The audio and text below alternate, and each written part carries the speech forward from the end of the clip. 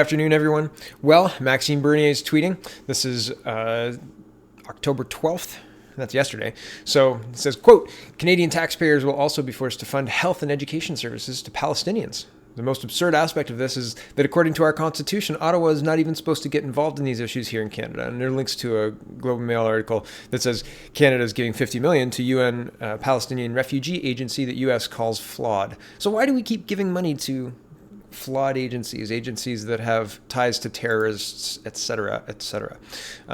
Here's another not very well reported story, but it's a big story. Joint statements from the ministers of Canada, the United Kingdom, Ireland, Argentina, Spain, and New Zealand underline their support for community-based refugee sponsorship in advance of the 2018 United Nations General Assembly and Agreement on the Global Compact on Refugees. That is just an absolute mess of words. The Global Compact on Refugees is something that Canada is supposed to be leading the way on, and this was signed in midsummer, July 16, 2018. And I wanted to highlight this. Number 4, it says community-based refugee sponsorship allows individuals, communities, and organizations to directly engage in refugee resettlement efforts. In partnership with government, sponsors commit to provide financial, emotional, and integrational support to help newly arrived refugees adapt to a new life in a new country. That all sounds really good, except that we have NGOs that are working against Canadian interests, but for globalist interests. In fact, the UN is pushing these very globalist policies. It's really disturbing. And this just incentivizes groups like NGOs that have government money funneled into them anyway. So we're spending taxpayers' dollars to get these groups to then bring refugees into our country. For what purpose? And people say that it helps our economy, et cetera, et cetera. This is the argument for refugees. Yeah, but look at what's happening in Europe. They're tearing themselves apart. So why are we continuing to do this? I have a theory. We'll get there. Okay, so here's a tweet from captured ISIS fighter Muhammad Ali. Now he wants to come back to Canada after 4 years as an ISIS sniper recruiter. Treason, full stop. Yes, I agree. Here's a tweet by Muhammad Ali. It says, quote, as an ISIS terrorist and recruiter on his social media, quote, first Ottawa, then Quebec, then there's some Islamic or Sanskrit or something, I'm not sure.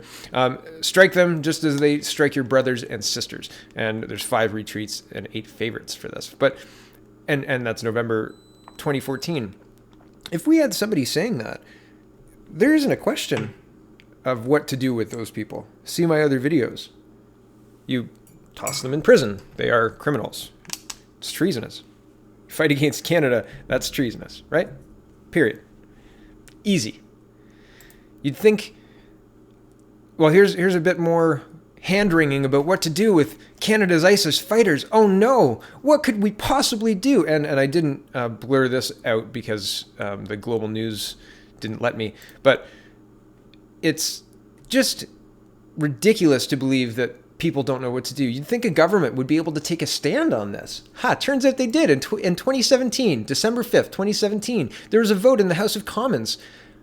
I'll let the Speaker of the House introduce what the vote is for. But it's specifically talking about ISIS fighters and specifically classing them as dangerous people and putting them in jail if they return to Canada. And this was before the war was won. I mean, the war was pretty much won by the end of 2017, but thanks to Donald Trump largely. But still, no preparedness, absolutely no action at all on the part of traitorous Justin Trudeau. The question is the following one. Order. Mr. Paulus, seconded by Mr. Bézin, move that the House, A, condemn the horrific acts committed by ISIS, B, acknowledge that individuals who joined ISIS fighters are complicit in these horrific acts and pose a danger to Canadians, C, call on the government to bring justice and prosecute any ISIS fighter returning to Canada, and D, insist that the government make the security and protection of Canadians its priority rather than the reintegration of ISIS fighters or the unnecessary financial payout to a convicted terrorist like Omar Khadr. All those in favor of the motion will please rise. Ms. Bergen. Ms. Bergen. And you can go through the vote yourself. You can look for your local MP and ask them why they chose to side with ISIS fighters instead of siding with Canadians who are here and who are being affected negatively by the returning ISIS fighters. Marissa Shen's family comes to mind. People on the Danforth come to mind. So here is the link in the House of Commons, ourcommons.ca, to the December 4th vote. So it did happen. You just have to Control F ISIS, and then I'll find it on the page for you. It's not very far. I wanted to point this out. I saw this. I know the Voice of Europe. I have a Twitter feed, and it's a lot of retweets and such of right-wing stuff. So I don't know really what the view of Voice of Europe is, but it was reporting more than half of Germans want to immigrate as people have lost confidence in Merkel's chaotic government. And I went to the actual source. So this is a German newspaper, and it says more than half of Germans would like to immigrate. And I just highlight here, and sorry for the broken English, it says more stable political situation or higher income. And it says, and for many, the opinion on immigration has changed recently. 29% said that they were less willing to do so 2 years ago. So I think they were less willing to leave 2 years ago. Those who gave it as a reason in particular like to live in a country with a more stable political situation. And it says others hope for higher income. So yeah, I'd really like it if our politicians stopped being crazy. And, you know, I'd like to make a bit more money. Right, yeah. Competing. Really, they're very close, you know?